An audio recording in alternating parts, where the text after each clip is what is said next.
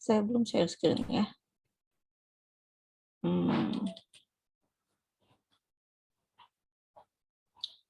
Ya, tolong abaikan ini nama-nama pertanyaannya tes awal 2 dan yang kita sekarang tes awal 3. Saya belum ganti dari yang dulu.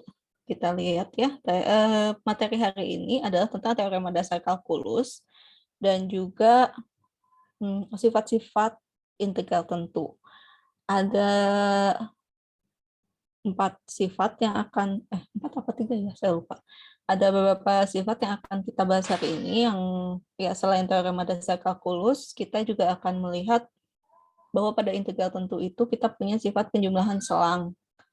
Kemudian ada sifat perbandingan dan juga sifat keterbatasan. Kayaknya itu aja ya. Iya betul, ada 3 ya. Sifat penjumlahan selang, sifat perbandingan, dan juga sifat keterbatasan. Ya, mungkin ini sudah dibahas belum ya? Di kelas udah sampai mana teorema dasar kalkulus udah masuk? Udah, Ibu. Oh, udah, oke. Kalau gitu teorema dasar kalkulusnya lancar lah ya. Ini bentar. Oke. Kayaknya ini nggak masuk ya. Ada yang dapat soal ini? Bentar, saya cek dulu tagnya apa ini. Oh, nggak ada. Ini nggak masuk ya soalnya. Ini juga harusnya enggak, berarti mulai dari sini.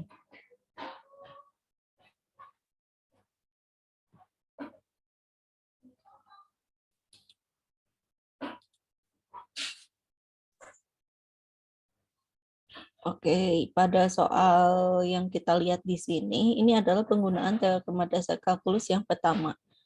Pada dasarnya, teorema dasar kalkulus itu memberikan hubungan antara integral tentu dengan turunan dan anti turunan.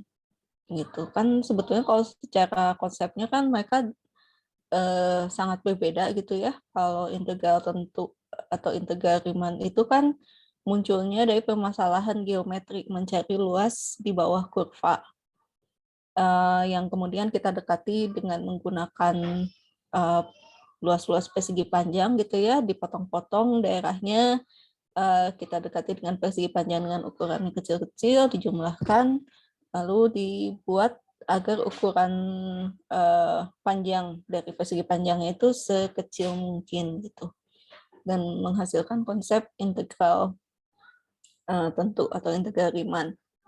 Nah, sedangkan kalau turunan, ya turunan meskipun dulu juga kita bahasnya itu munculnya dari salah satunya dari permasalahan geometri ya, mencari kemiringan garis singgung pada kurva. Nah, cuma hubungannya apa ya antara garis singgung pada kurva dengan luas daerah gitu? Kita mungkin tidak semudah itu juga membayangkan hubungan antara garis singgung dengan luas daerah.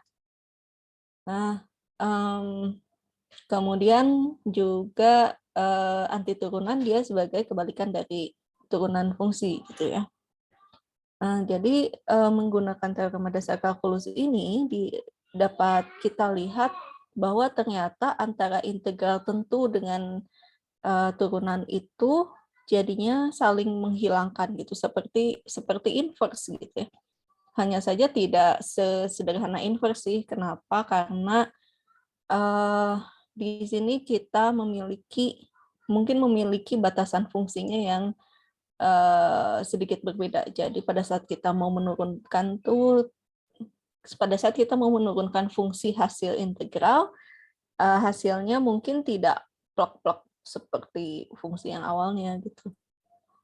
Nah, contohnya pada soal yang kita punya di sini, ini kan kita ingin mencari turunan dari hasil pengintegralan fungsi sekante pada batas A sampai X pangkat 4. Kalau misalnya batas atasnya ini hanya X saja, hanya X, antara turunan dengan pengintegralan ini nanti akan saling menghilangkan gitu, sehingga Kalau batas atasnya ini hanya X saja, jadi hasilnya menjadi secant X dx. Maaf, secant X. Jadi variabel T yang di sini digantikan dengan variabel yang menjadi batas atas. Hanya saja karena di sini batas atasnya ini bukan X, melainkan X pangkat 4, kita harus mengalihkannya dengan turunan dari X pangkat 4. Sama seperti kalau kita mencari turunan fungsi komposisi ya dengan aturan rantai, kita harus mengalihkan, misalnya kita punya FU, mau mencari turunan dari FU, maka hasilnya adalah F aksen U dikalikan dengan U aksen X gitu ya, aturan rantai seperti itu. Jadi di sini selain mensubstitusikan variabel T-nya dengan X pangkat 4, kita harus mengalihkannya dengan turunan dari X pangkat 4, yaitu 4X pangkat 3. Sehingga menggunakan teorema dasar kalkulus yang pertama, hasil ini adalah 4X pangkat 3 secant X pangkat 4. Jadi ini harusnya sih pernyataan yang benar. Oke ya, kunci jawabannya udah sesuai.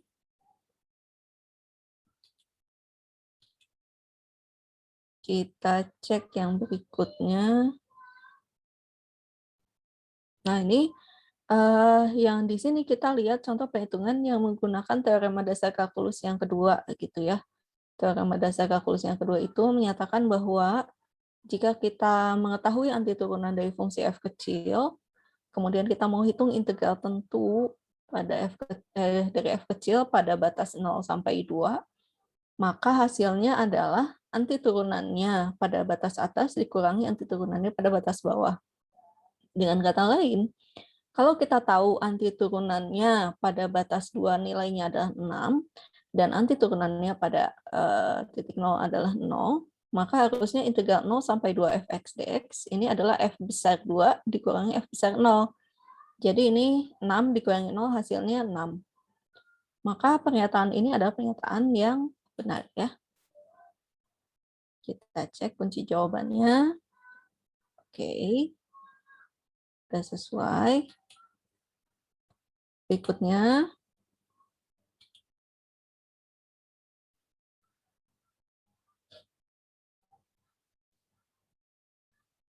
ya di sini mungkin mirip dengan yang sebelumnya ya, hanya saja di sini yang diketahui adalah batasnya pada saat min 1 adalah 0 dan batasnya pada saat 2 f besarnya ini bernilai 6 gitu. Maka akan berlaku integral 0 sampai 2 fx dx sama dengan 6. Apakah betul? Enggak ya. Kenapa? Karena yang kita tahu kalau batas bawahnya min 1 itu nilainya jadi 0 gitu. 6 kurangi 0 betul. Tapi kalau ini kan yang harus kita tahu adalah F2 dan F0. Padahal F0 ini kita nggak tahu gitu ya nilainya berapa. Bisa jadi bukan 0 hasilnya. Maka ini pernyataan ini maaf, belum tentu benar gitu ya. Belum tentu akan berlaku seperti ini. Maka harusnya ini pernyataan yang salah. Oke ya, sudah sesuai. Kita cek lagi sekarang yang berkaitan dengan Maple. Maple tidak dapat mengakomodasi sifat penjumlahan selang. Mama, itu salah satu mah itunya pH-nya.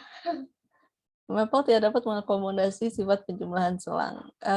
Rasanya kita pernah melihat ya pada saat kita mulai menggunakan integration methods tutor itu ada salah satu tombol yang namanya tombol split gitu di window itu. Nah, tombol split itu digunakan untuk menghitung untuk mengenakan sifat penjumlahan selang.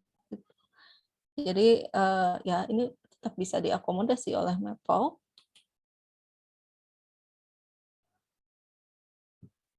Oke ya, sesuai.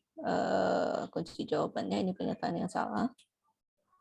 Kemudian berikutnya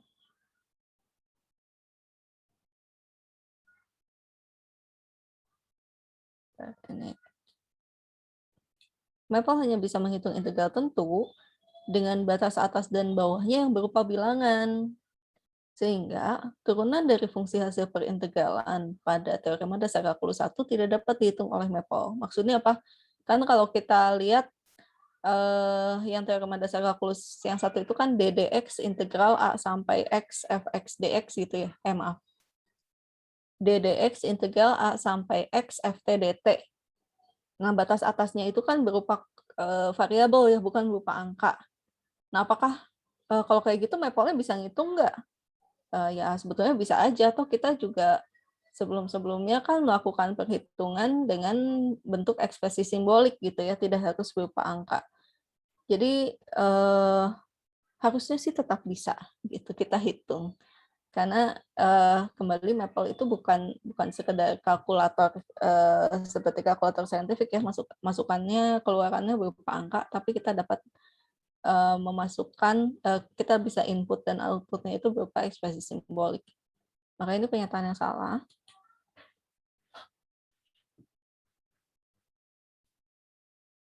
Oke, sesuai ya. Selanjutnya.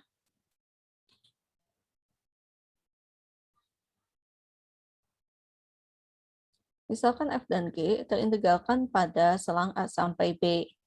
Kalau fx-nya lebih kecil daripada gx untuk semua x di selang AB, maka integral A sampai B fx dx akan kurang dari sama dengan integral B sampai A gx dx. Ya. Dia akan berlaku seperti ini kalau selangnya sama ya, A sampai B, ini juga A sampai B. Kalau dibalik gimana dong, ini jadi negatifnya. Maka ini pernyataan yang salah ya. Oke, udah sesuai. Berikutnya, masih banyak ya soalnya.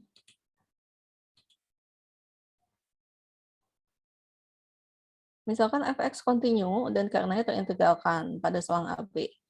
Dan misalkan pula, f ini merupakan antiturunan dari f kecil di selang AB. Maka integral A sampai B ft dt harusnya F besar B dikurangi F besar A. Terbalik ya ini. Jadi antiturunan di batas atas dikurangi antiturunan di batas bawah. Ini pernyataan yang salah juga. Karena terbalik. Harusnya FB min FA. Oke, sesuai. Selanjutnya. Misalkan fx kontinu dan karena itu integralkan di AB. Oh, kalau ini pernyataan yang betulnya ya, nggak kebalik.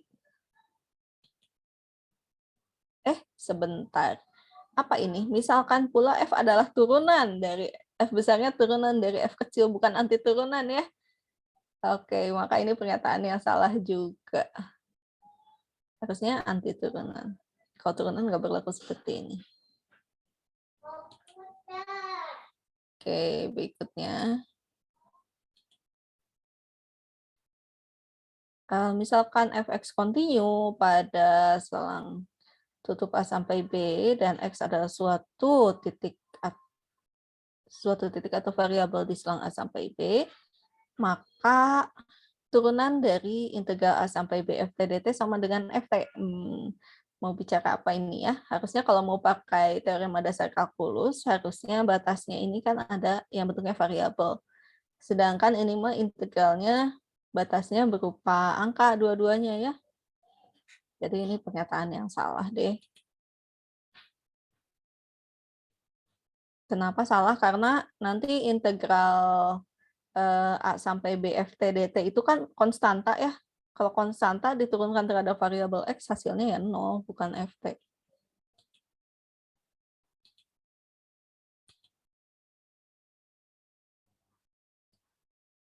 Integral dari A sampai C fx dx sama dengan integral, oke ini sifat penjumlahan selang ya. Kalau sifat penjumlahan selang, batas atas dari suku pertama harus sama dengan batas bawah dari suku kedua. Kalau ini batas bawahnya sama-sama A, tapi batas atasnya aja yang dibedakan. Maka ini pernyataan yang salah.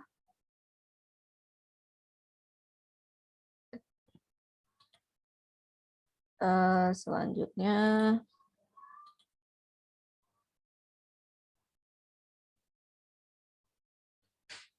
oke ini sifat penjumlahan selang juga gitu ya. Cuma salahnya di mana ya? Salahnya ini tandanya negatif. Ini nggak boleh tandanya negatif ya, harus positif kalau sifat penjumlahan selang. Namanya juga penjumlahan bukan pengurangan. Meskipun batasnya di sini sih udah betul. Jadi integral di suku pertama batas atasnya sama dengan batas bawah dari integral di suku kedua. Maka ini pernyataan salah. Kita cek ya.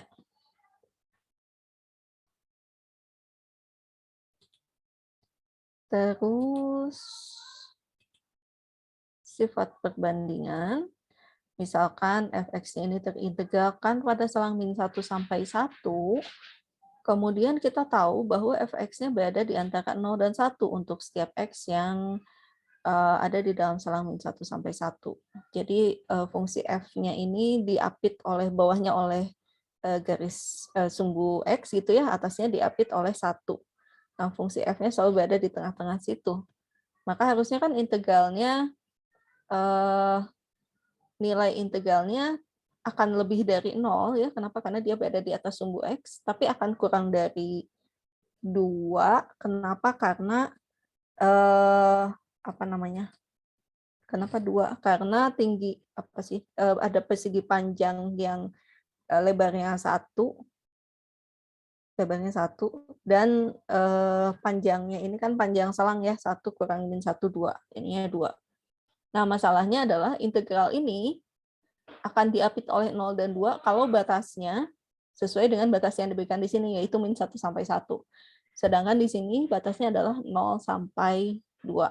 Maka ini pernyataan yang salah ya. Dia akan benar kalau batas pengintegralannya min 1 sampai 1.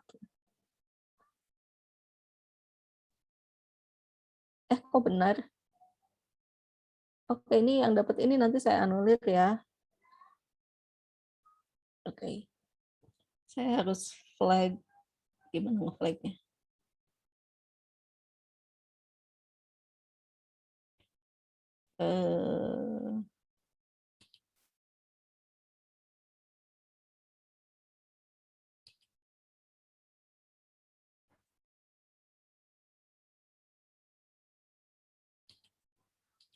Gimana caranya? Saya nggak bisa nge-flag dari sini. Sudah close ini dulu deh. Yang mana tadi ini ya? Saya tambahin tag anulir.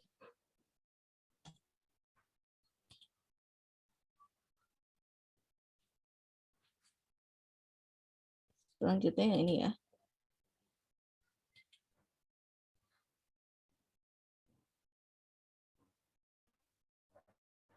Nah, ini yang tadi bukan. Beda ya. Oke, kayak kalau yang ini fungsi f-nya terintegralkan pada selang 0 sampai 2, kemudian fx-nya diapit oleh min 1 dan 1. Jadi di bagian bawahnya selalu berada di atas min 1, kemudian atasnya ada 1 gitu ya. F-nya selalu berada di tengah-tengah kita itu. Untuk setiap x yang berada di antara 0 sampai 2. Oke, berarti f-nya akan dibatasi oleh persegi panjang, integral f-nya akan dibatasi oleh persegi panjang. Yang batas bawahnya itu kan berarti min 1 dikalikan dengan panjang selang ya. Min 1 kali 2 yaitu min 2. Dan atasnya dibatasi oleh 1 kali 2 yaitu 2. Jadi fx-nya akan berada di integralnya akan berada di antara min 2 sampai 2. Perhatikan batas pengintegralannya ini udah sesuai dengan yang dituliskan di atasnya. Jadi ini pernyataan yang benar. Oke, kalau yang ini oke ya. Yang tadi kayaknya saya lupa ganti kunci jawabannya deh. Selanjutnya, sifat keterbatasan ini maaf kalimatnya kadang ngaco. Sifat keterbatasan digunakan untuk memberikan hampiran nilai integral tentu suatu fungsi menggunakan luas dua buah persegi panjang. Betul ya? Jadi kita dekati dengan luas persegi panjang yang menjadi batas bawah dari F gitu dan luas persegi panjang yang menjadi batas atas dari F. Ini pernyataan yang benar.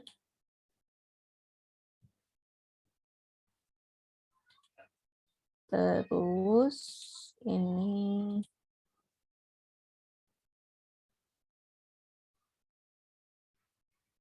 berdasarkan sifat perbandingan, jika fx-nya kurang dari sama dengan gx, untuk setiap x yang berada di dalam selang AB, maka integral A sampai B fx dx kurang dari sama dengan integral A sampai B gx dx. Sekilas terlihat benar ya, tapi apa yang kurang? Di sini tidak dituliskan bahwa f dan g-nya keduanya terintegralkan gitu masalahnya. Oke, fx-nya selalu kurang dari gx. Gimana kalau tiba-tiba ada titik C di tengah-tengah AB yang fx-nya tuh nilainya negatif tak hingga gitu, dia turun ke bawah menjadi negatif tak hingga. Nah, kalau kayak gitu kan jadinya fungsinya tidak terintegralkan. Kita nggak bisa berbicara tentang integral A sampai B fx dx dan integral A sampai B gx dx mungkin ya. Nggak tahu kalau nggak fx-nya yang mungkin jadi mengecil menuju negatif tak hingga, mungkin gx-nya yang jadi membesar menuju ke tak hingga gitu. Maka lambang integral ini belum tentu bermakna ya. Kenapa ya? Karena itu tadi syarat bahwa f dan g-nya keduanya terintegralkan pada selang AB tidak disebutkan di sini. Dan mungkin tidak kontinu juga ya, di sini nggak dituliskan kontinu. Gitu. Kita cek selanjutnya.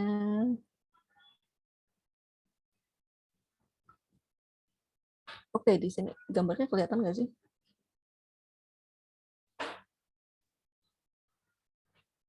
Ups, kegedeannya. Apakah bisa cukup terbaca? Aduh, maaf ya yang pakai HP ngerjainnya. Kayaknya susah ngeliat gambar ini ya. Jadi ini ada garis merah. Garis merahnya ini yang fx, garis birunya gx. Kelihatan ini ada legendnya di sini. Nah, yang perlu kita perhatikan di sini kan mau cek sifat perbandingan ya. Ada perubahan posisi mana fungsi yang di atas, mana fungsi yang di bawah pada titik berapa ini ya? Kayaknya min setengah ya, di sekitar min setengah ini terjadi perubahan bahwa kalau yang tadinya di sebelah kirinya itu fx-nya lebih besar daripada gx, tapi di sebelah kanannya ini gx-nya yang lebih besar daripada fx. Artinya apa? Ya berarti sifat perbandingan ini bisa dikenakan, bisa berlaku asalkan titik ini tuh nggak ikut masuk gitu ya. Titik ini tuh nggak ikut masuk di dalam selang tempat kita membuat perbandingan. Kalau mau ya hanya yang di sebelah kirinya saja atau yang ada di sebelah kanannya titik ini. Tuh. Jadi dari gambar dapat disimpulkan bahwa integral min 1 sampai 1 fx dx belum tentu lebih kecil daripada integral min 1 sampai 1 gx dx. Kenapa ya? Karena di sini sifat yang di sebelah kiri ini fx-nya lebih besar daripada gx. Kalau kita hanya melihat dari sebelah kanannya saja, ini baru kita dapat menyimpulkan integral fx-nya lebih kecil daripada integral gx. Maka ini pernyataan yang benar ya, dia belum tentu lebih kecil.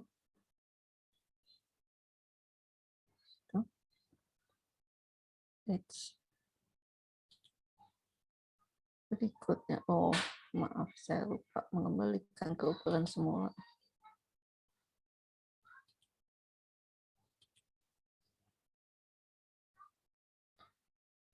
Oke, integral turunan dari integral x sampai b akar dari 1 plus t kuadrat dt.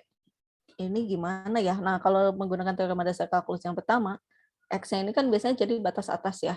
Mungkin kita balik aja batasnya. Berarti menjadi turunan dari negatif integral b sampai x akar 1 plus t kuadrat dt. Nah, menggunakan sifat linear pada turunan, min satunya boleh kita keluarkan juga. Jadi hasilnya adalah min d dx integral b sampai x akar dari 1 plus t kuadrat dt, yaitu kalau ini kita turunkan gitu ya menjadi akar dari 1 plus X kuadrat kalikan negatifnya. Ini pernyataan yang benar. Oke.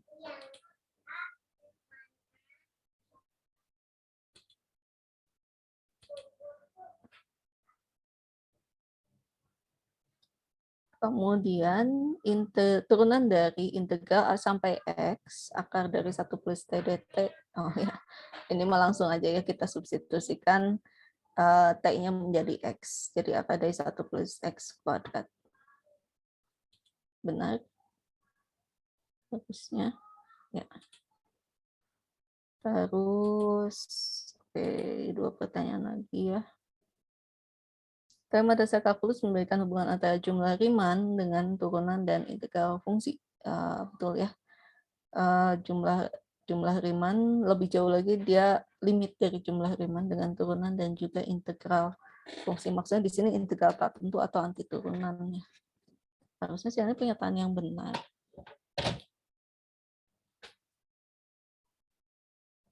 Oke. Ya, soal terakhir.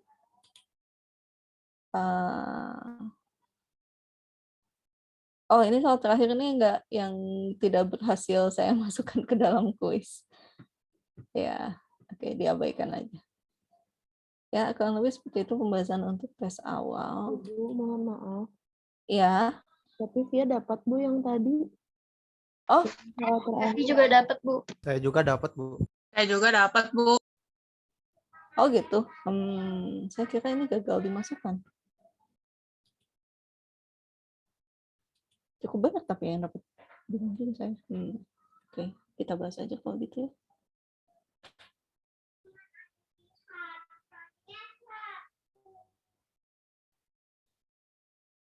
Soalnya kalau ke saya tadi ada warning nggak bisa nambahin pertanyaan ini karena udah ada yang ngerjain soalnya.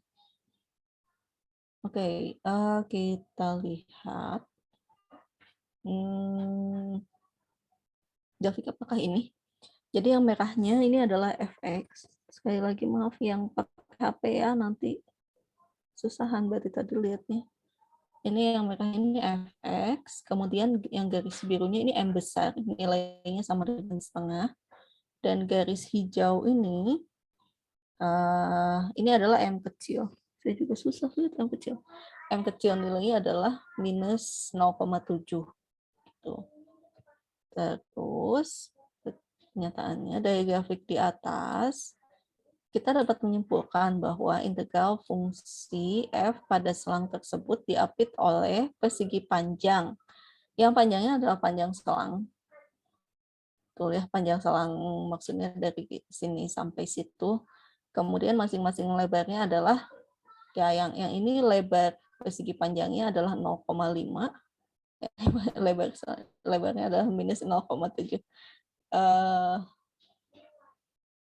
Ya pada dasarnya sih maksudnya mau ngaliin setengah sama minus 0,7 dengan masing-masing panjang selangnya ya. Benar gitu? Coba kita cek. Oh ya. Oke. Seperti itu ya. Oh, berarti ada yang dapat 9 soal, ada yang dapat 10 soal ya? Atau dapat 10 soal semua? Kalau Via tadi tetap 9 soal, Bu. Tapi gitu. pas pengerjaan tuh sempat keluar gitu, nggak tahu kenapa. Kayaknya yang pas Ibu mau masukin soal itu kan nggak bisa katanya. Nah, itu dia sempat keluar nggak bisa ngerjain berapa menit. Oh, jadi, tapi terus bisa lanjut lagi? Iya, bisa Bu. Bisa lanjut. Oke. Baiklah. Ya, ini pengalaman saya juga nih. Ternyata kalau bikin soalnya terlalu mepet, jadinya perlakuan kuis tes awalnya jadi agak aneh juga gitu ya. Ya, kurang lebih seperti itu. Ada yang mau ditanyakan dulu untuk tes awal hari ini?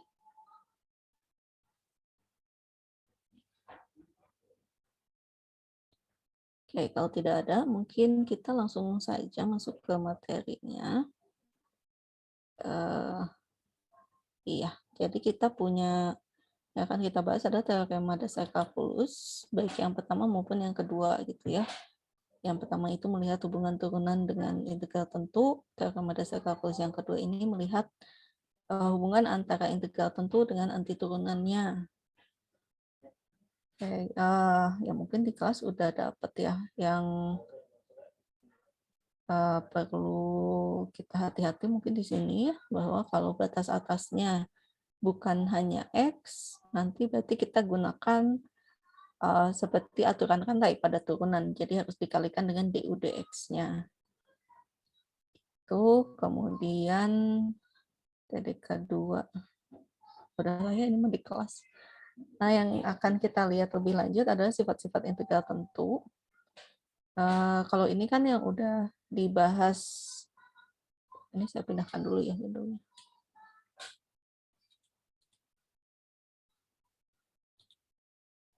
Nah, ini kan sebetulnya sudah kita pelajari waktu udah gitu, belum ya?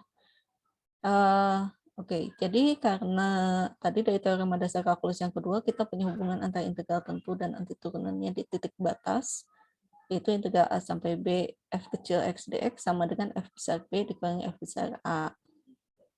Kemudian kalau ini sudah kita lihat ya, kalau panjang selangnya 0 atau batas atas dan bawahnya sama, berarti kan delta x-nya ini nilainya pasti 0. Kenapa? Karena delta x-nya kan didapat dari b min a dibagi dengan n. Ini kalau a min a dibagi dengan n ya hasilnya 0 gitu ya. Otomatis nilai integral tentunya juga 0. Terus kalau titik batasnya ditukar, nilai integral tentunya jadi negatifnya. Ya, ini konsekuensi dari teorema dasar kalkulus yang kedua ini adalah, yang mana teorema dasar kalkulus kedua ya, ini ya. Nah, konsekuensi dari teorema dasar kalkulus yang kedua ini adalah karena anti turunan itu memiliki sifat linier, maka integral tentu juga jadi memiliki sifat linier. Artinya apa? Pada saat kita menghitung integral tentu pada fungsi K dikalikan dengan fx, ini K-nya sebagai suatu skalar boleh kita keluarkan dulu, kita hitung integral tentunya dulu baru dikalikan dengan skalarnya. Dan juga jika kita menghitung integral tentu dari penjumlahan dua buah fungsi f dan g, maka ini bisa kita pisahkan integralnya menjadi integral tentu dari fungsi fx ditambah integral tentu dari fungsi gx. Ya, biasanya sih udah pada pakai ya sifat-sifat seperti ini. Kalau pembuktian dan seterusnya mungkin akan lebih banyak di kuliah mengenai analisis real 2 gitu ya, tentang integral tentu dan teorema dasar kalkulus. Kemudian ya ada sifat lain yang sebetulnya berkaitan dengan integral tentu. Yang belum kita bahas mungkin ini ya, sifat penjumlahan selang. Jadi jika kita punya sebuah selang, sebuah integral dengan selangnya A sampai C, maka pengintegralan ini dapat kita pisahkan menjadi integral pada selang A sampai B dijumlahkan dengan integral yang sama pada selang B sampai C. Nah, kuncinya adalah batas atas integral pada suku pertama harus sama dengan batas bawah integral pada suku kedua. Mungkin waktu di SMA yang dibahas itu kan misalnya kita punya integral 0 sampai 2 gitu batasnya ya. Biasanya yang dipilih sebagai B-nya itu yang berada di dalam selang itu. Misalnya kalau batas awalnya itu 0 sampai 2, kita pecah menjadi 0 sampai 1, kemudian ditambah dengan yang 1 sampai 2 gitu. Nah, seperti itu memang bisa, tapi sebetulnya kita punya bentuk yang lebih umum. B-nya ini bebas mau berapapun, mau lebih kecil dari A-nya atau lebih besar daripada C-nya itu juga nggak masalah. Kenapa ya? Karena kalau menggunakan teorema dasar kalkulus yang kedua, bagian 2-nya, kita bisa lihat bahwa integral A sampai C fx dx ini kan berarti f besar C dikurangi f besar A gitu ya. Nah, ini kita kayak bisa menyelipkan plus FB min FB gitu ya. Kalau FB dikurangi FB kan jadinya 0 ya. Jadi kita menjumlahkan dengan 0, persamaan ini tidak berubah gitu dari yang awalnya. Terus kita gunakan sifat ini dikenakan sifat komutatif dulu, kemudian dikenakan sifat asosiatif. Kita tuliskan sebagai FB min FA ditambah FC min FB. Sehingga F besar B dikurangi F besar A itu kan integral A sampai B fx dx, dan integral B sampai C fx dx.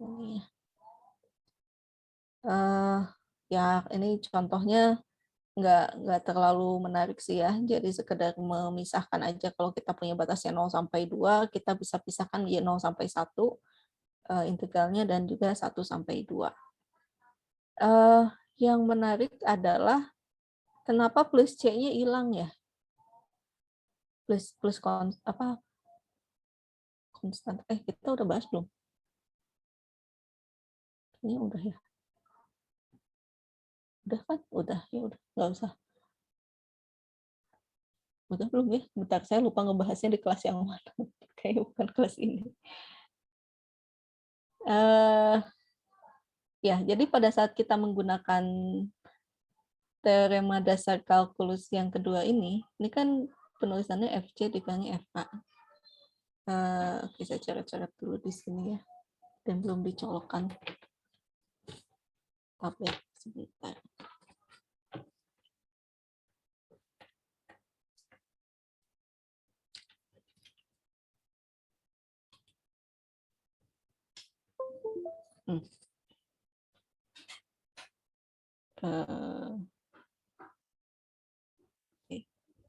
Nah, kalau kita punya teorema dasar kalkulus yang kedua, itu kan menyatakan bahwa integral A sampai B fx dx ini sama dengan F besar B dikurangi dengan F besar A. Nah, mungkin masih ingat bahwa kalau misalnya, ya katakanlah kita punya integral 0 sampai 3 dari X kuadrat dx gitu ya. Nah, berarti kan di sini kita punya F kecilnya adalah X kuadrat, dan F besarnya adalah 1/3 X pangkat 3 plus C gitu ya. Ya enggak? Nah, terus berarti kalau kayak gitu, F besar B-nya berapa ini ya? Langsung substitusi. F besar 3-nya kalau kayak gitu 9 plus C dong. Dan F besar 0-nya begitu 0 plus C, itu C. Apa yang terjadi dengan yang ini?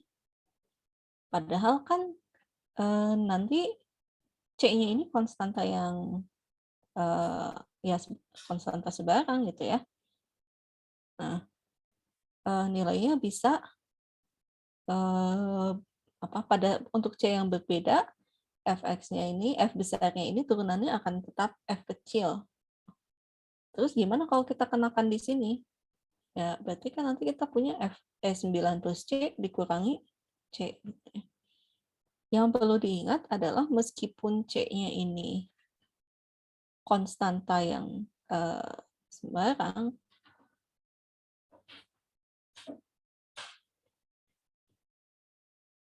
tapi dia itu sifatnya fix. Artinya apa? Jadi pada kasus yang sama, maksudnya pada saat kita mau menghitung nilai fungsinya di titik 3 dan titik 0, dia itu nggak boleh berubah-ubah sesudah kita menentukan F besar X-nya itu apa. Oke? Jadi kalau misalnya di awal kita menentukan F besar X-nya itu 1/3 X pangkat 3 ditambah 1. Maka di sini harus tetap 1, di sini juga harus tetap 1. Kalau misalnya kita tentukan di sininya min 10, maka di sini C-nya juga min 10, di sini C-nya min 10. Atau misalnya C-nya di sini akar 19 gitu, ya berarti di sini juga harus akar 19, akar 19. Kebayang nggak ya? Jadi kalau misal meskipun kita bisa memasukkan nilai C berapapun di sini, tapi pada saat kita substitusikan, ini nggak boleh kita mengganti dengan nilai C yang lain. Harus yang sudah kita fixkan di awal.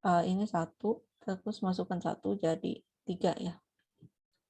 Bentar, ini jadinya nggak continue.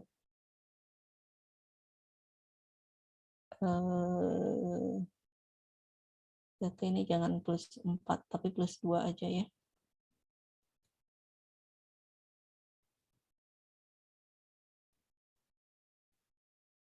Udah nggak? Oke. Terus kita masukkan 2, kalau masukkan 2 nilainya 4. Tapi ini pas 1,0001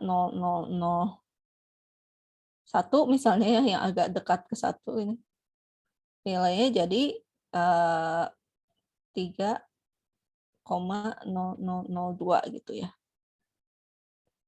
Jadi nyaris menyentuh 3, tapi nggak bakalan sampai betul-betul kena gitu ya. Terus pada saat 3 nilainya jadi 5.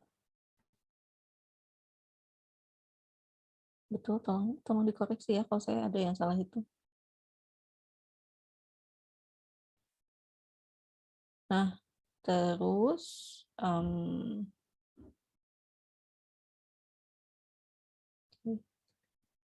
saya geser ke sebelah sini ya. Nah, jadi kalau pada saat kita gambarkan grafik fungsi ini, Y-nya, pada saat -1 nilainya -1.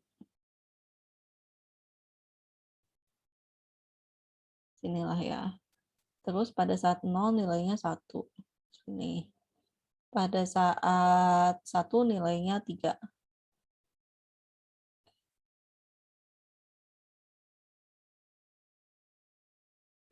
Nah, jadi ini saya ganti dengan warna lainnya.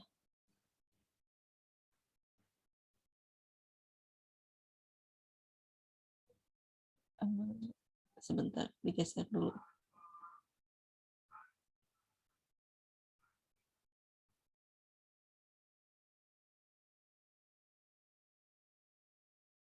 Nah, kemudian pada saat kita punya X-nya 2, nilainya, ini 3 ya, nilainya 4. Sini kali ya. Terus ini 2, pada saat 3 nilainya 5. Nah, jadi ini fungsi yang kontinu, cuma kayak patah. Gitu ya. Kemiringannya beda antara yang yang ini ikutnya yang X plus 2. Jadi kemiringannya berbeda dari sini sampai sini, dengan yang dari sini sampai sini tuh kemiringannya yang sebelah kanan agak lebih landai gitu ya daripada yang di sebelah kiri. Terus gimana dong kalau kita menghitung integralnya? Ya berarti kalau misalnya kalau integralnya ngitungnya dari -1 sampai 1 sih ya oke lah ya, kita nggak usah pakai fungsi penjumlahan selang, kita tinggal langsung aja pakai yang fungsi yang bagian atasnya ini ya, fungsi 2x plus 1 dx. Tuh. Ini integral min 1 sampai 1 fx dx. Seperti ini. Atau misalnya yang lebih sebelah kanan, integral dari katakanlah 2 sampai 3 fx dx. Ini sama dengan integral 2 sampai 3 dari x plus 2 dx. Ya. Nah, yang jadi masalah adalah pada saat kita punya fungsinya pengintegralannya itu kena ke titik 1 ini. Misalnya integral 0 sampai 2 fx dx. Ini nggak bisa kita langsung hitung. Kenapa? Karena di sebelah kirinya itu dia ngikut yang 2x plus 1, sebelah kanannya ikut yang x plus 2. Nah, pada fungsi yang seperti inilah kita memanfaatkan sifat penjumlahan selang. Kita potong di tempat fungsinya berubah, gitu ya.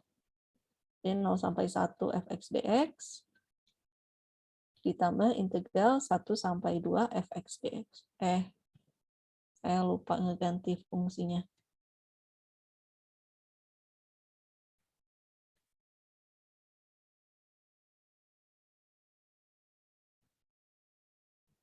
Ini apa tadi? 2x plus 1 ya.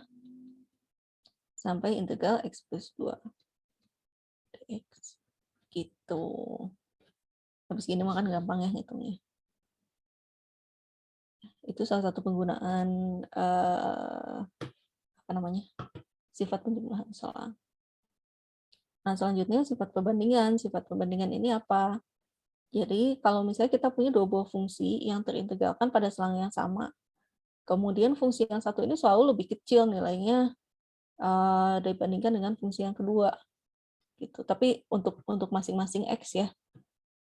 Ini tidak berlaku untuk keseluruhan x. Maksudnya gimana sih?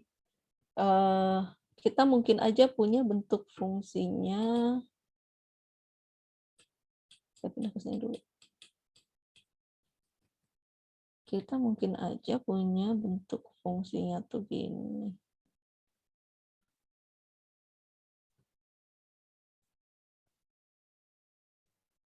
Misalnya ini G-nya. Ini Gx, kemudian ini Fx-nya.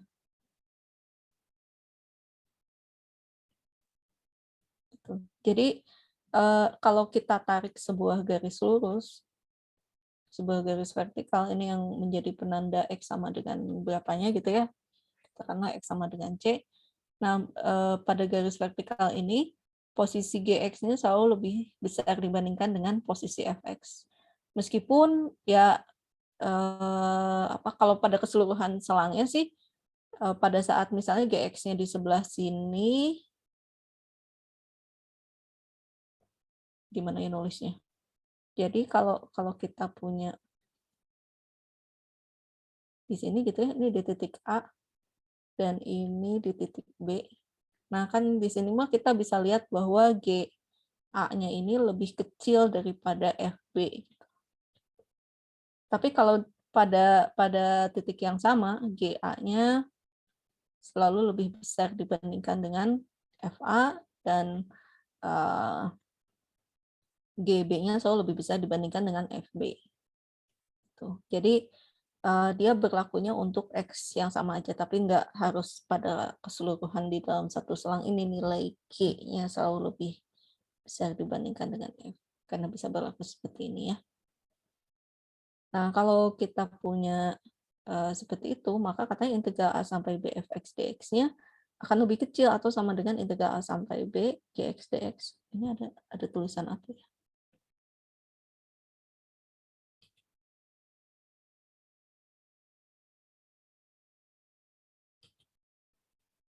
Nah, mungkin kalau keduanya berada di atas sumbu X, ini sesuatu yang obvious lah ya, udah jelas banget. Kenapa?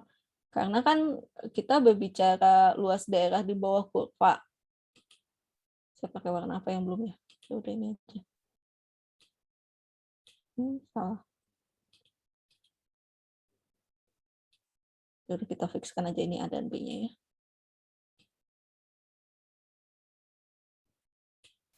Nah, karena kan kita berbicara luas daerah di bawah kurva. Jelas bahwa luas yang dibatasi sama fx gitu, ini kan posisinya ada lebih di bawah ya, di sini kan. Ini jelas-jelas akan lebih kecil dibandingkan dengan luas daerah yang dibatasi oleh G gitu. G-nya posisinya lebih di atas kok kayak gini ya. Kalau gitu jelas integralnya akan bahwa integral dari A sampai B fx dx itu akan lebih kecil dibandingkan integral A sampai B gx dx gitu. Nah, tapi gimana kalau kita punya kasus yang sedikit berbeda? Bedanya gimana? Gimana kalau yang satu di atas, yang satu di bawah sumbu X? Kok F? Salah. Ini X-nya ya. Ini.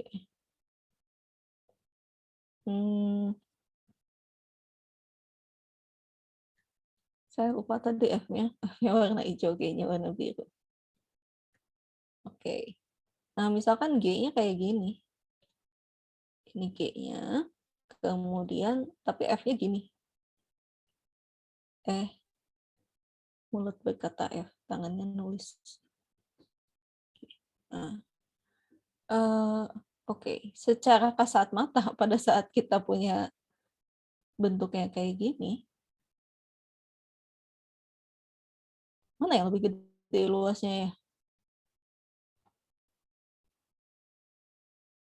Yang dibatasi oleh G itu dapatnya cuma segini, ya enggak? Ini sebut saja daerah yang dibatasi oleh G gitu. Nah, kemudian yang dibatasi oleh F-nya itu yang ini.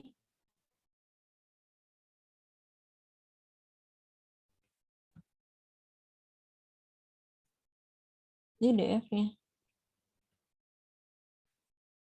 Nah, kan sekarang terbalik ya. Kalau kita berbicara tentang luas yang dibatasi oleh F dan G, luas DF-nya ini besar dibandingkan dengan luas DG. Tapi terus gimana dong dengan sifat perbandingannya? Apakah tetap integralnya berlaku? Bahwa integral G-nya lebih besar dibandingkan dengan integral F? Iya. Kenapa? Karena apa? Karena integral A sampai B GX dx ini kan posisinya di atas sumbu X ya. Maka ini akan sama dengan luas daerah DG. Tapi fungsi F-nya ini ada di bawah sumbu X. Nah, ingat bahwa kalau fungsinya berada di bawah sumbu X, integral A sampai B fx dx ini nilainya akan sama dengan negatif dari luas DF-nya. Gitu. Nah, sekarang kan berarti yang ini nilainya selalu positif, kalau ini nilainya selalu negatif. Mana yang lebih besar? Ya, yang positif lah ya. Bentar, saya salah ngomongnya. Ya ini selalu tak negatif, ya ini selalu tak positif. Mana yang mungkin lebih besar kayak yang atas? Ya, sehingga meskipun ya mungkin nanti kita menemukan yang bentuknya seperti ini gitu ya, DG-nya kelihatannya kayak lebih kecil gitu daerahnya dibandingkan dengan DF, tapi karena posisi DG-nya di atas dan DF-nya di bawah, integralnya, sifat perbandingan integralnya tetap berlaku, yaitu integral A sampai B fx dx akan lebih kecil atau sama dengan integral A sampai B gx dx. Ya sebetulnya ada satu kasus lagi, gimana kalau dua-duanya di bawah sumbu X? Yang ini silahkan dipikirkan sendiri ya, saya ngasih sketsanya aja.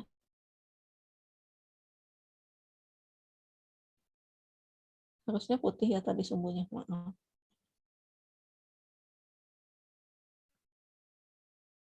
Nah, ini kasus yang lainnya.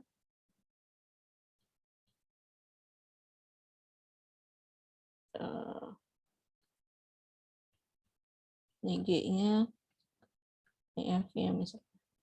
Maaf.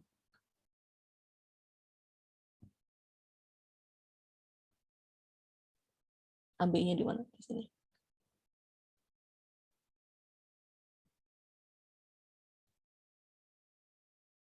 Oke, ya. Untuk kasus ini silahkan pikirkan sendiri ya, kenapa yang sifat perbandingannya tetap berlaku. Nah, ya jadi buat apa sih ini? Kurang lebih buat aproksimasi mungkin ya. Jadi kalau misalnya kita punya dua buah fungsi, kita tahu salah satu integral dari salah satunya, maka kita bisa membayangkan yang satunya lagi nilainya akan seperti apa.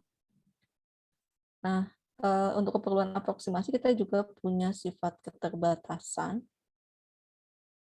Sebetulnya sifat perbandingan dan keterbatasan ini nanti akan lebih banyak dipakainya di pengantar analisis sih. Jadi kita perlukan untuk membahas ini juga. Nah, satu lagi adalah sifat keterbatasan. Sifat keterbatasan ini menyatakan bahwa jika fungsi f-nya ini terintegralkan pada selang tutup dan terbatas A sampai B, kemudian fungsi f-nya ini tentu karena fungsinya terintegralkan, berarti harusnya kan fungsinya juga terbatas ya. Itu kan syarat dari suatu fungsi terintegralkan, fungsinya harus terbatas, kemudian batas pengintegralannya juga harus tutup dan terbatas. Satu lagi apa ya? Satu lagi boleh tidak kontinu asal nggak banyak-banyak gitu. Nah, tapi ada syarat bahwa fungsi f-nya ini harus terbatas. Karena fungsi f-nya ini terbatas, maka ya harusnya sih dia punya batas atas dan batas bawah. Kalau misalnya cuma punya batas atas tapi nggak ada batas bawahnya, itu sama aja dong, tak terbatas gitu ya, tak terbatas menuju negatif hingga. Atau sebaliknya, cuma punya batas bawah aja, berarti batas atasnya gimana, bablas gitu ya, nanti membesar sampai hingga. Fungsinya nggak jadi terintegralkan lagi. Nah, jadi fungsi f-nya ini pasti akan memiliki batas atas dan batas bawah. Dalam artian apa? Ada M kecil sehingga fx-nya selalu lebih besar dibandingkan dengan M kecil, dan juga ada M besar sehingga fx-nya selalu lebih kecil dibandingkan dengan M besar pada selang tutup ini. Nah, maka nanti integral A sampai B fx dx-nya akan berada di antara M dikalikan B min A, M kecil dikalikan dengan B min A, dan M besar dikalikan dengan B min A. Kayak gimana sih? Contohnya, ada contohnya ya? Contohnya ini. Bisa di zoom.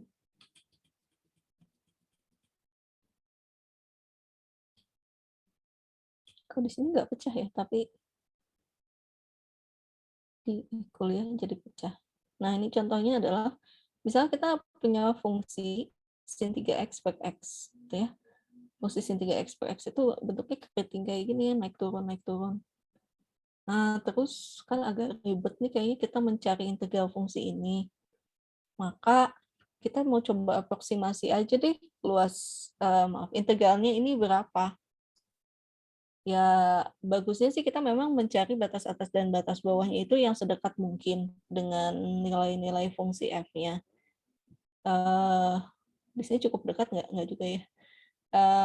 Di sini dilihat batas bawahnya itu adalah min 0,7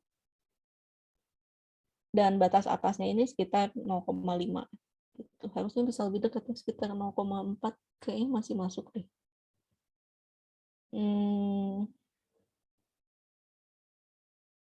Lupa saya. Ya, sebetulnya kalau mau lebih akurat, cari dulu nilai maksimumnya berapa, nilai minimumnya berapa. Pakai pakai teorema pencarian nilai maksimum minimum yang udah kita bahas di kalkulus diferensial ya, praktikum kalkulus diferensial. Pakai turunan, kita turunkan dulu 1 kali, terus cari titik stasionernya, nanti diperiksa apa namanya? Diperiksa jenisnya ya, jenis titik ekstrimnya menggunakan uji turunan kedua. Turunannya apa ya ini? Turunan dari sin jadi cos 3 cos 3x dibagi x kuadrat. Agak susah kayaknya mencari turunan. Oke, kalau nggak x-nya 0 berarti cos 3x-nya yang harus 0. Nanti dicari sendiri x-nya berapa itu ya. Silahkan dicari-cari kalau mau lebih akurat. Nah, tapi kalau di sini sih kelihatannya sudah cukup dekat gitu untuk batas atas M besarnya itu 0,5 dan batas bawahnya M kecilnya minus 0,7. Nah, maka nanti bisa saya pindahkan ke open board, rasanya bisa deh. Tapi nggak mau, nggak bisa berarti. Nah, kalau kita lihat berarti kan harusnya nilai integral fx ini katanya akan berada di antara luas persegi panjang yang atas dan negatif dari luas persegi panjang yang bawah ya. Kenapa? Karena kan kalau luas mah nggak boleh negatif ya. Kita tidak bisa berada di dalam ruangan yang luasnya negatif 3 meter persegi. Ya, jadi ini apa? Jadi ini teh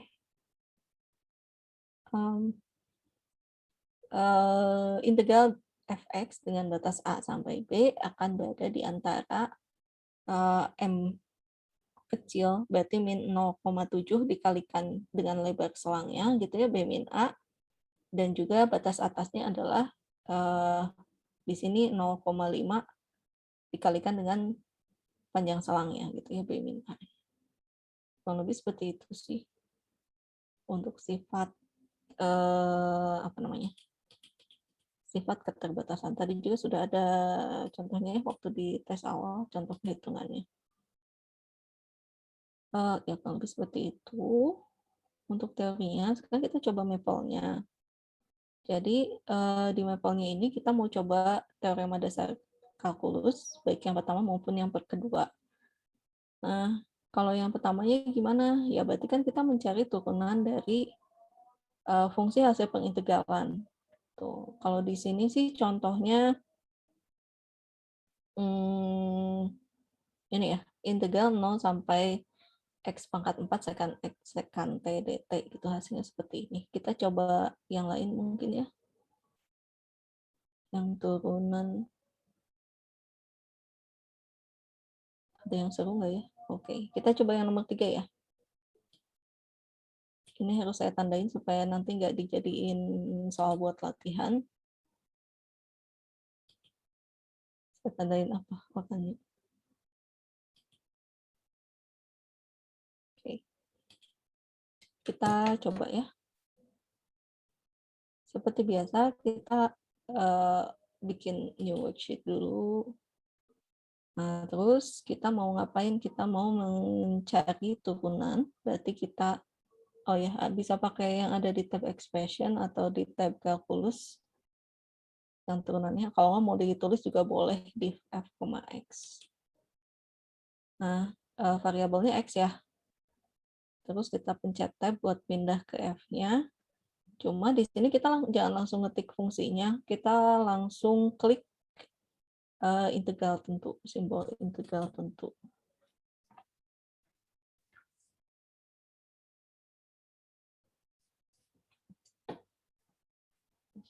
Terus kita masukkan batas bawahnya apa dan batas atasnya apa. Tadi batas bawahnya adalah 2, batas atasnya adalah 1 per x. F-nya apa? F-nya adalah sin pangkat 4.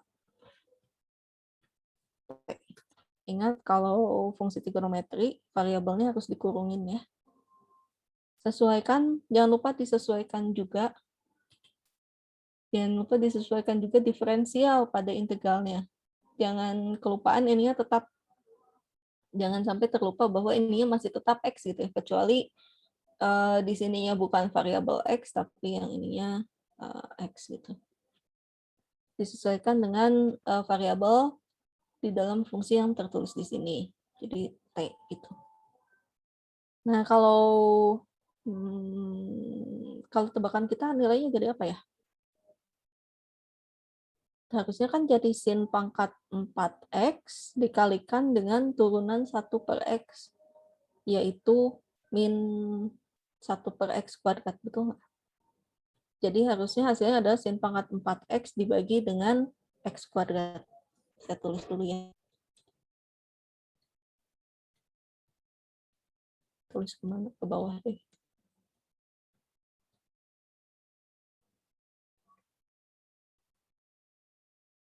dx dari integral 0 tadi 2 sampai 1 per x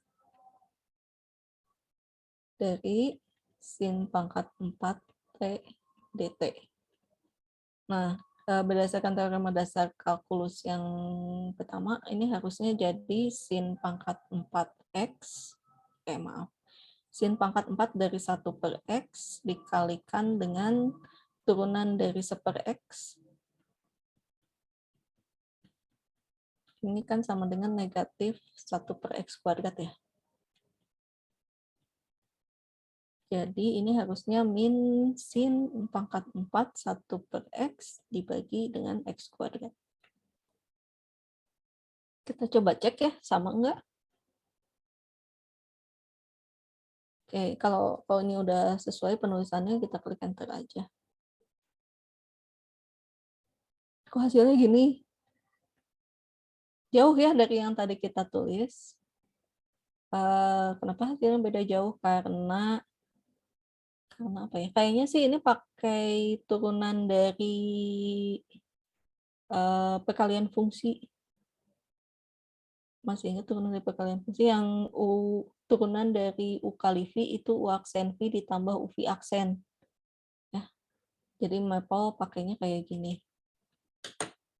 Dia tidak straightforward menggunakan teorema dasar kalkulus yang pertama, tapi tetap sih dia bisa ngitung. Gitu. Nah, buat menyederhanakan bentuk ini, terus diapain dong? Terus kita pakai saja simplify persen. Atau kalau mau, ini kita bisa klik kanan ya. Klik kanan nih ada pilihan buat simplify. Pilihnya yang trig. Trig T maksudnya trigonometri. Nah, ini kita bisa klik hasilnya kayak gini. Kok masih ajaib ya? Coba kita simplify pakai yang ini. Hasilnya kok sama aja. Oke, kenapa sih ini kayak gini? Beda ya. Yang ini masih dikalikan 8 ya. Ini udah hilang 8 ya. Dikali 1/8 terus dikalikan lagi dengan ini min 8, 16 min 8. Kok hasilnya jadi kayak gini beda sama yang tadi kita lihat gitu kalau misalnya langsung pakai teorema dasar kalkulus yang pertama. Nah, ini kita perlu interpretasikan lagi bahwa min cos dari 1/x 4 ya. Terus plus 2 cos kuadrat ya tadi. 1/x min 1 dibagi dengan x kuadrat.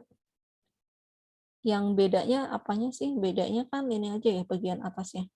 Yang atasnya ini min sin pangkat 4 ya, ini kok jadinya panjang. Nah, ini perlu diingat bahwa kalau misalnya kita tuliskan, ini negatifnya saya keluarkan dulu kali ya, karena ini kan biar negatifnya nggak usah kita tulis. Ini jadi cos pangkat 4 1/x min 2 cos kuadrat 1/x berarti plus 1 gitu ya, dibagi dengan x kuadrat. Nah, apakah sama antara ini dengan yang ini? Ya ini agak tricky. Jadi kalau misalkan kita punya y-nya sama dengan, kita tuliskan y ini sebagai cos kuadrat dari 1/x. Ya, berarti ini kan sama dengan negatif dari y kuadrat min 2y plus 1 gitu ya, dibagi x kuadrat. Ya, tetap ini yaitu min dari y min 1 kuadrat, betul nggak? Terus ini kembalikan ke variabel semula, jadinya sin kuadrat cos ya, cos kuadrat 1/x dikurangi 1 kuadrat dibagi dengan x kuadrat. Nah, ini kita pakai identitas trigonometri bahwa sin kuadrat x ditambah cos kuadrat x ini sama dengan x ya, rancu jadinya. Sin kuadrat theta ditambah cos kuadrat theta ini sama dengan 1. Gitu. Maka sin kuadrat theta sama dengan 1 min cos kuadrat theta. Atau sebaliknya karena dikuadratkan, ini kan nggak ada bedanya ya, 1 min cos kuadrat 1/x kuadrat per x kuadrat. Ya, jadi ininya adalah negatif sin kuadrat x dikuadratkan per x kuadrat, atau ini min sin pangkat 4x kuadrat. Gitu. Ya, hasilnya sama sih, cuma kita mesti mikir sendiri gitu ya. Karena Maple nggak langsung melakukan perhitungan menggunakan teorema dasar kalkulus yang pertama, tapi dia pakai sifat pencarian turunan. Kebetulan yang kita punya di sini ada bentuk sifat perkalian gitu, jadi hasilnya sedikit berbeda dari yang kita hitung secara langsung. Gitu. Ya, tapi tetap kita bisa melakukan perhitungan untuk teorema dasar kalkulus yang pertama. Cuma kalau dipakai ngerjain PR mungkin agak langsung ketahuan gitu ya. Hasilnya lebih ribet dari yang seharusnya. Oke, itu untuk teorema dasar kalkulus yang pertama. Nah, untuk teorema dasar kalkulus yang kedua, ya kita bisa aja sih langsung hitung integral tentunya berapa gitu ya. Tapi gimana kalau kita pengen ngecek betul nggak ini tuh sama dengan anti turunannya di titik batas atas sama batas bawahnya. Kita coba contoh lain. Mana ya?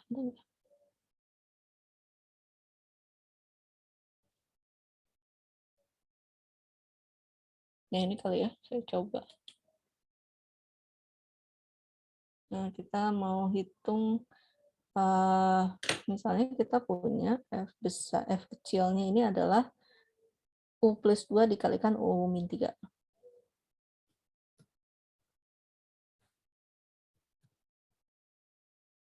Ini belum saya tandain ya, tandain dulu. Isi nanti jadi PR. Terus kita mau hitung, kenapa dikasih nama dulu biar nanti nggak bingung mana F besar, mana F kecilnya ya. Terus kita hitung integral anti turunannya dulu. Integral dari F, sesuaikan variabelnya ini DU ya. Kok nggak mau sih? Bentar.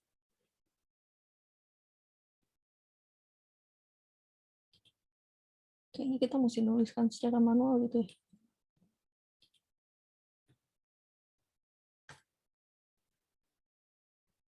Oh, saya lupa dikalikan.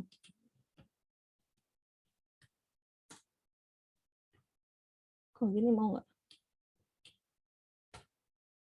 Oh, mau ya.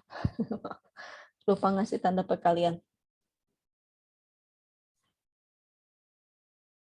Maaf, saya baru cek. Oh, untuk Aslab modul pertemuan 3-nya saya simpan di Google Drive-nya ya, boleh langsung dicek ke situ. Tapi nanti saya kirim juga.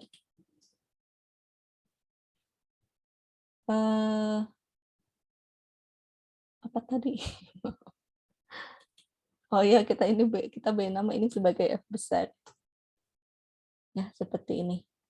Nah, cuma ini kan bukan sama Maple nggak dianggap sebagai fungsi ya, dia dianggapnya sebagai ekspresi simbolik. Jadi kalau misalnya kita mau ngitung, tadi batasnya dari mana sampai mana sih? 0 sampai 1 gitu. Kita ngitung F1 kayak gini dia nggak bakalan mau. Keluarnya hasilnya seperti ini.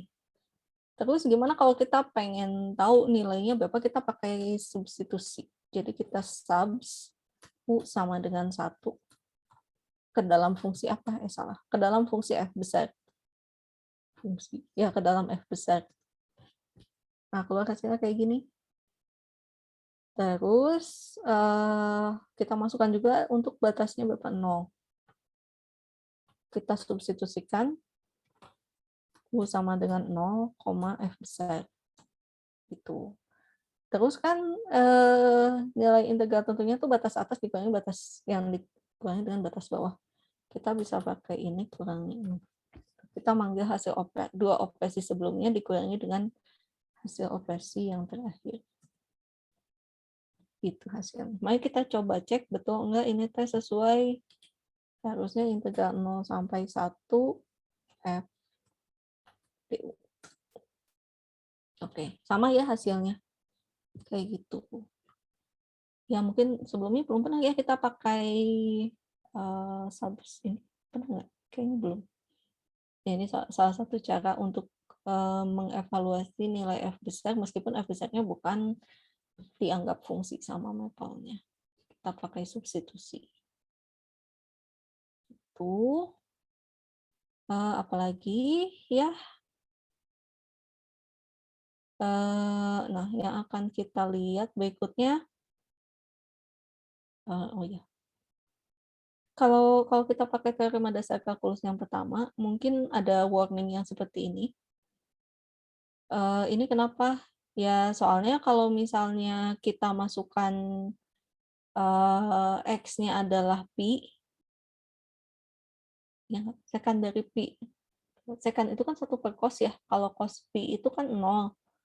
Jadi satu per COSPI-nya jadi tak terdefinisi gitu. Nah, karena ada nilai-nilai seperti itu, maka si Maple-nya ngasih warning, hati-hati ini P-nya nilai ini berada di domainnya enggak gitu. Apakah ada titik yang menjadikan fungsinya tak terdefinisi. Nah, ternyata ada gitu. Jadi sama Maple dikasih warning seperti ini meskipun kalau misalnya pada domain fungsinya hasil dari bentuk yang kita masukkan ini dituliskan di bawah. Tapi ini tidak selalu tergantung fungsi yang kita masukkan, ini kadang-kadang hasil ininya tuh nggak keluar gitu. Kalau misalnya dianggap terlalu banyak tempat yang bikin tidak kontinunya, ya Maple-nya paling cuma ngasih warning-nya aja, tapi hasilnya nggak keluar. Terus, oh ya, nah ini contoh lainnya adalah fungsi piecewise. Kalau di sini bentuknya adalah x plus 1 dan x kuadrat. Kita coba panggil. Tadi F-nya udah dipakai ya.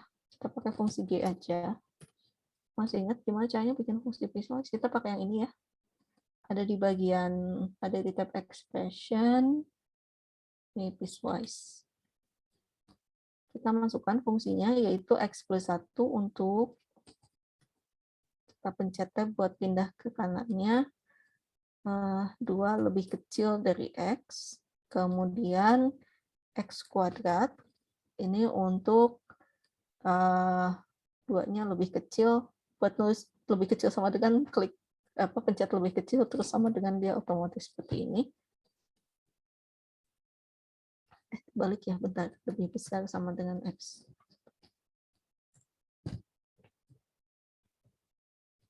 Maple nggak mau kalau kita nulisnya gini, pengennya kayak gini. X-nya berada di antara 2 dan 2.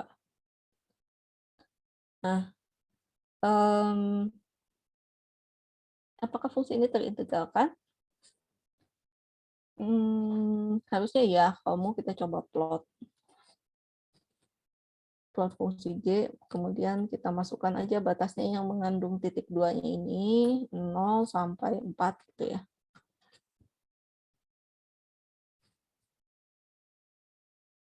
Kok loncat?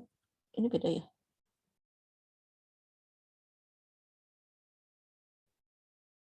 Oh iya, salah. Ini harusnya X plus 2 ya.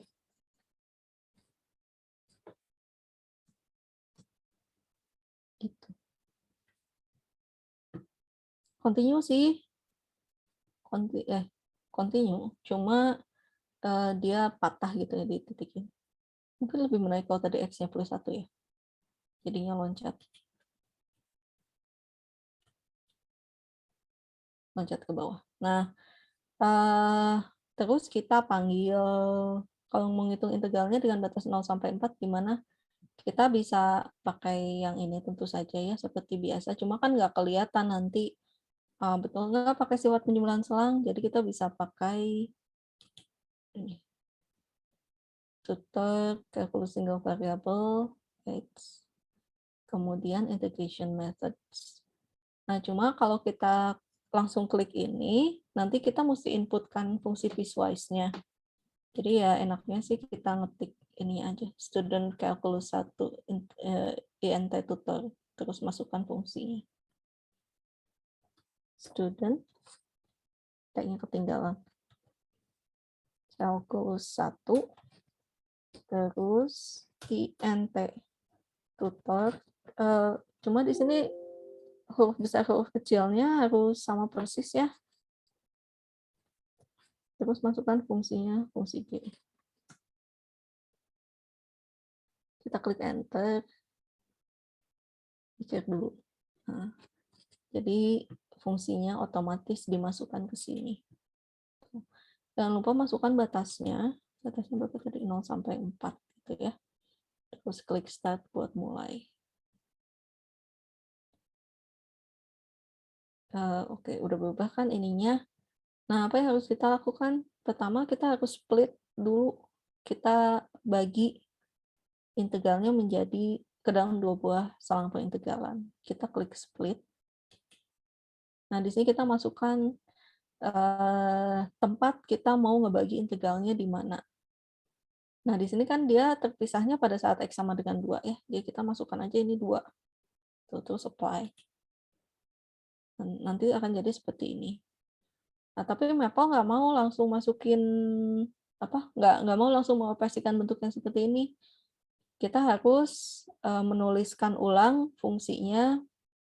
Ini tuh kan bagian fungsi yang atas ya, harusnya yang X plus 1. Kemudian yang ini kan fungsinya yang X kuadrat. Jadi kita ubah ke dalam bentuk fungsi biasa. Kita gunakan tombol rewrite. Nah, yang perlu diingat adalah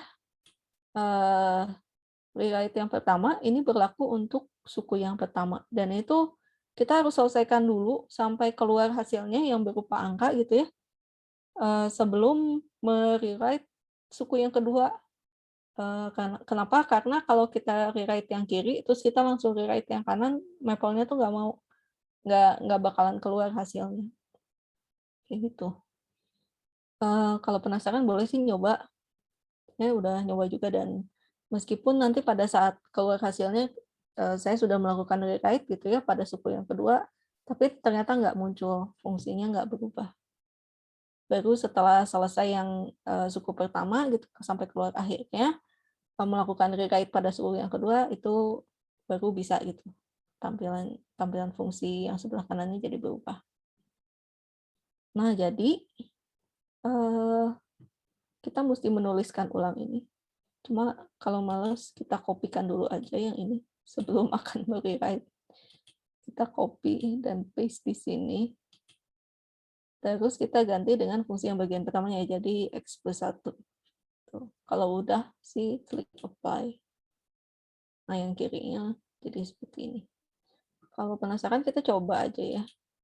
Kita rewrite lagi yang sebelah kanan menjadi X kuadrat. Aduh, mau saya suka tremor sendiri. Nah, jadi meskipun kita udah klik rewrite ya di sini, ternyata nggak berubah nih yang sebelah kanannya. Dia tetap seperti ini. Kenapa? Karena yang suku pertamanya belum kita selesaikan. Ya di sini jalan sih, katanya rewrite call-nya sudah di-apply, tapi nggak kelihatan berubah. Nah, selanjutnya kita pakai sum dulu, ya karena ada bentuk penjumlahan, kemudian identity, dan juga constant. Udah keluar hasilnya, baru kita rewrite lagi. Suku keduanya, X kuadrat, X pangkat 2. Gitu. Terus pakai apa powernya? Udah hasilnya keluar, selesai. Yeay.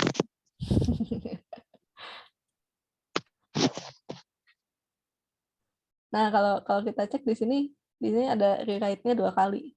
Di sini ada rewrite, di sini juga ada rewrite, tapi nggak berubah kan? Antara atas dengan bawahnya. Gitu. Ya, jadi daripada membuang-buang langkah, mendingan diselesaikan dulu aja suku pertamanya, baru rewrite yang kedua.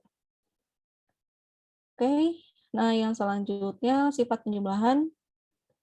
Udah ya, terus sifat perbandingan. Sifat perbandingan ya kita bikin plot yang bisa memunculkan dua buah grafik sekaligus, masih ingat ya? Misalnya kita punya nggak apa-apa deh, kita pakai F lagi. 2X plus 4 gitu. Terus G-nya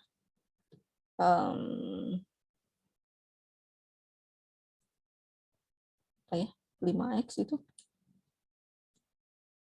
Terus kita coba sebetulnya sifat perbandingan selangnya, sifat perbandingan integral tentunya bisa kita kenakan dari mana sampai mana. Jadi kita plot sekaligus fungsi F dan G. Kita pakai kurung siku. Lapar. Maaf, sudah ada yang lapar. Mungkin yang di sini juga sama ya. Kita coba X-nya sama dengan berapa? -3 gitu, sampai 3. Cukup nggak ya? Nanti kita bisa ganti lagi. Nah, Oke, ternyata di sini ada perubahan ini ya, posisi mana yang di atas, mana yang di bawahnya. Jadi kita perlu menghindari titik ini. Cara mencari titik ini gimana? Kita pakai solve saja.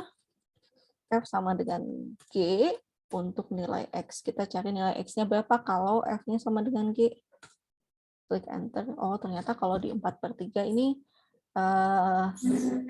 dia tempat terjadinya perubahan posisi mana yang di atas, mana yang di bawah. Gitu. Ya, jadi nanti sifat perbandingan integralnya nggak boleh ada titik 4/3 di dalam selangnya. Kalau pas di batasnya sih masih nggak apa-apa ya, karena dia berarti sama persis gitu. Nah, cuma nggak boleh ada di tengah-tengah. Sifat terakhir adalah sifat keterbatasan. Ya kurang lebih sama sih ya, kayak tadi kita memplot ada 3 buah fungsi. Seperti itu.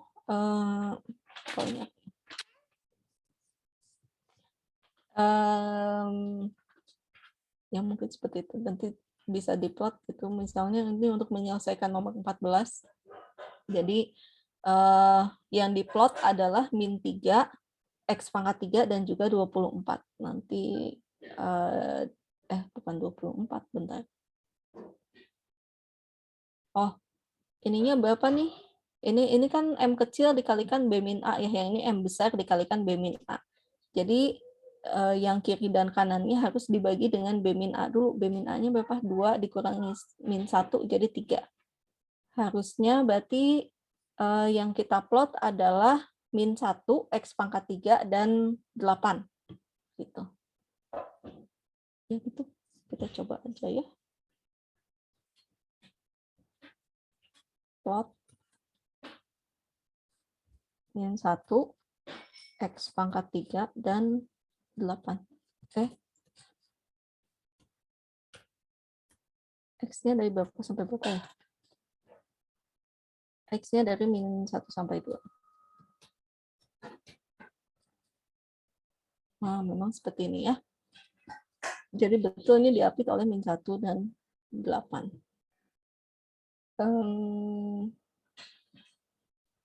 Oke, jadi menggunakan sifat penjumlahan selang hal ini berlaku.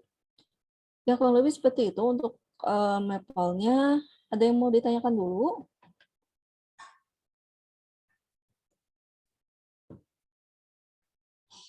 Kalau tidak ada, mungkin saya akan pilih mana yang menjadi tugasnya ya. Mana dong? Kayaknya biar seru yang menjadi tugas latihannya inilah ya. Kita mau yang gampang aja. Oke, yang gampang aja deh. Ini ya untuk latihannya. Saya kasih tanda kuning. Yang ini yang agak seru. Maaf.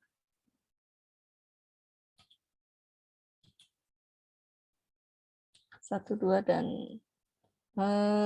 ini cukup simpel sih. Kurang lebih seperti yang ada tadi di tes awal ya. Kalau misalnya kita punya F besarnya sekian, F besar di 0 berapa, F kecil di mananya berapa, gitu berapa nanti nilai integralnya. Nah, kalau ini sedikit berbeda, jadi menggunakan sifat integral tentu, coba hitung nilai integral yang diberikan di sini. Kalau diketahui integral 0 sampai 1-nya 2, integral 1 sampai 2 dari F-nya 3, integral 0 sampai 1 G-nya adalah min 1, dan integral 0 sampai 2 G-nya adalah 4. Yang paling gampang nomor 19 ya, tanpa kita pikirkan, karena batas atas dan bawahnya sama, ini pasti 0. Yang lain gimana? Oke, misalnya nomor 20, ini berarti harus kita pisahkan dulu pakai sifat penjumlahan. Negatif untuk GX-nya dikeluarkan juga pakai sifat perkalian skalar. Kemudian untuk GX-nya sih udah ada integral 0 sampai 2 GX dx-nya udah ada 4. Cuma integral 0 sampai 2 fx dx ini pakai sifat penjumlahan selang, dipisah menjadi 0 sampai 1 fx dx ditambah integral 1 sampai 2 fx dx. Jadi ini tuh sama dengan integral 0 sampai 1 fx dx ditambah integral 1 sampai 2 fx dx dikurangi integral 0 sampai 2 GX dx. Gitu. Tinggal substitusi aja hasilnya. Yang lain mungkin perlu diotak-atik. Ini mah dicoba-coba sendiri aja ya. Mungkin sama yang nomor 13, silahkan periksa. Ini kenapa ya? Ini betul apa salah? Pernyataan ini. Kalau dicoba digambarkan nanti akan mungkin kelihatan ya pernyataan ini sebetulnya betul atau tidak. Oke, jadi untuk soal latihannya 3 aja. Nggak apa ya. Kalau reguler kan biasanya kebagian semua soal latihan ini dikerjakan. Untuk yang videonya mau yang mana? Mau turunan apa integral ya? Yang turunan deh, yang nomor 6. Ya, ini saya tandai dengan hijau gitu. Gimana, Ma? Maaf, sudah ada yang lapar. Ya, kalau bisa saya tuliskan aja. Jadi Mama, tadi untuk kakak udah ngetuangin. Terus tinggal ininya. Kakak mau jagung buat sup. sebentar, ya udah mudahan. Jadi untuk latihan ini nomor 4, 11, dan juga 13. Seperti biasa, tolong bandingkan hasil yang didapat secara analitis dibandingkan dengan hasil yang menggunakan Maple. Tuh, untuk yang nomor 11-nya mungkin tadi ya pakai fungsi piecewise, kemudian digunakan integration method tutor. Selanjutnya untuk video yang tugasnya adalah nomor 6 gitu ya. Jadi mencari hitung DDX dari fungsi ini. Tuh. Oke, apakah ada pertanyaan? Komentar?